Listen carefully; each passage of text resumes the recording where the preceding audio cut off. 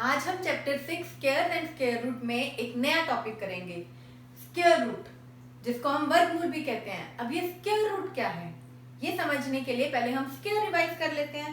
Square क्या था या वर्ग हम किसको कहते थे?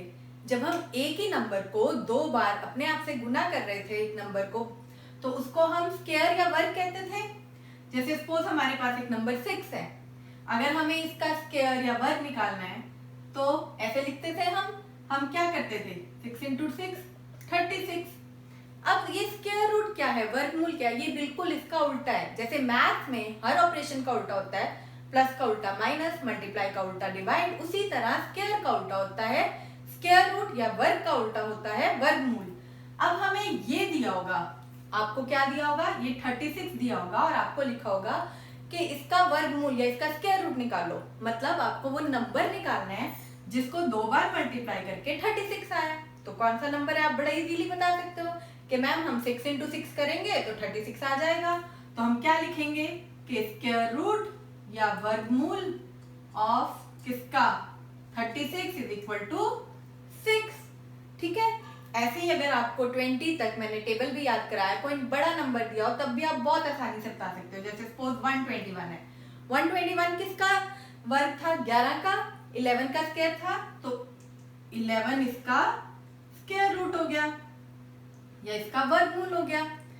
अब एक और चीज, आपने इंटीजर्स या पूर्णांक पढ़े हुए हैं ना सबने, तो इंटीजर्स क्या होते हैं, इंटीजर्स होते हैं प्लस वाले, माइनस वाले नंबर सारे और जीरो, इन सारे नंबर्स को हम इंटीजर या पूर्णांक कहते हैं। अब मुझे एक बात बताओ, अगर मैं यहाँ पे 6 की जगह लिखूं, जैसे हमने ये 6 का स्क्वायर लिखा था, -6 इंटू -6, तो क्या आएगा हमारे पास, 6 इंटू 6 36, माइनस माइनस प्लस, ये भी 36 आया। इसी तरह अगर मैं -11 इंटू -11 लिखूं तो वो क्या आएगा हमारे पास, 11 इंटू 11 121, माइनस माइनस प्लस। तो इससे क्या मैं ये कह सकती हूँ कि 36 का वर्गमूल या स्क्वायर रूट 6 भी हो सकता है और -6 भी हो सकता है। क्यों? क्योंकि देखो -6 को दो बार गुना करने पर हमारे पास 36 आ रहा है, मतलब -6 का स्क्वायर भी 36 है और 6 का स्क्वायर भी 36 है। तो जब हम इसका स्क्वायर रूट या वर्गमूल निकालेंगे तो वो दोनों नंबर होने चाहिए, 6 भी होना चाहिए और -6 भी होना चाहिए। इसी तरह 121 का स्क्वायर रूट भी -11 भी होना चाहिए और +11 भी। ऐसे ही हर नंबर के दो स्क्वायर रूट या दो वर्गमूल होते हैं हर नंबर के, लेकिन इस चैप्टर में हम ये माइनस वाले नहीं देखेंगे। हर नंबर के दो कौन से होते हैं, एक प्लस का नंबर और एक माइनस का, लेकिन इस चैप्टर में हम सिर्फ प्लस वाले स्क्वायर रूट या वर्गमूल की बात करेंगे, हम माइनस वाले नंबर नहीं लेंगे। अब स्क्वायर रूट को लिखते कैसे हैं ये भी मैं आपको बता दूं। जैसे हम स्क्वायर को तो पावर 2 लिख देते थे किसी भी नंबर की, जैसे n नंबर है, n की पावर 2 लिख दी तो हमारा स्क्वायर बन गया, इसको हम स्क्वायर या वर्ग कहते थे।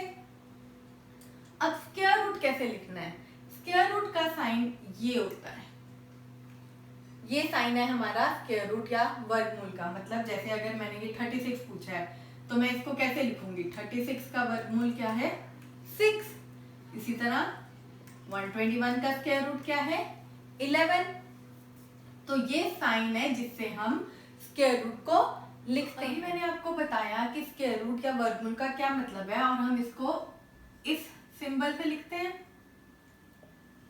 ठीक है, ऐसे लिखते हैं हम स्क्वायर रूट। अब अगर हम जैसे एक और बार मैं आपको बता रही हूँ, 144 नंबर है, ये किसका स्क्वायर था, 12 का, तो हम इसको ऐसे भी लिख सकते हैं, 12 इंटू 12, 2 बार 12 को मल्टीप्लाई किया तो 144 आया। तो इसका मतलब क्या है, अगर हमें अब ये वर्गमूल या स्क्वायर रूट का साइन हटाना है, ये वाला साइन ये हटाना है, नहीं चाहिए, तो ये जो दो नंबर लिखे हैं, दो की जगह हम एक निकालेंगे। हर बार दो की जगह जब आप एक नंबर लिखोगे तो ये साइन अपने आप हट जाएगा।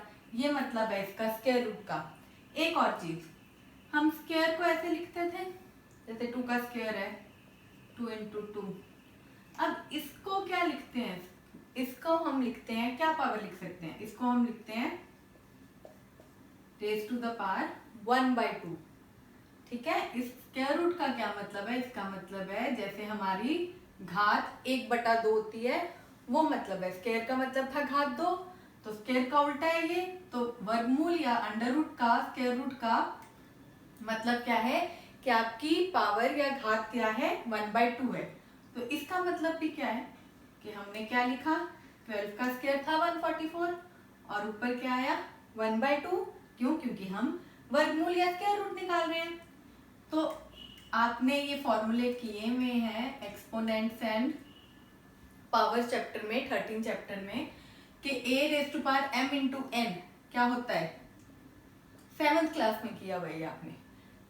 पावर्स अगर 2 हों एक ही नंबर पे तो वो क्या हो जाती है? मल्टीप्लाई हो जाती है।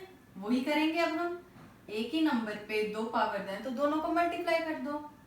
तो क्या आया मल्टीप्लाई करके? ये कट गया 12⁻1, जिसका मतलब क्या होता है 12। ये मैं आपको इसलिए बता रही हूँ कि अगर आपको ऐसे लिखा हुआ है किसी क्वेश्चन में कि फाइंड आउट, जैसे छोटा नंबर ही ले लेते हैं दिस, तो ये घबरा मत जाना कि ये तो मैम ने कराया नहीं, ये क्या नई चीज आ गई। इसका मतलब भी वर्गमूल ही है या स्क्वायर रूट ही है। इसका मतलब भी है कि आपको स्क्वायर रूट ही निकालना है।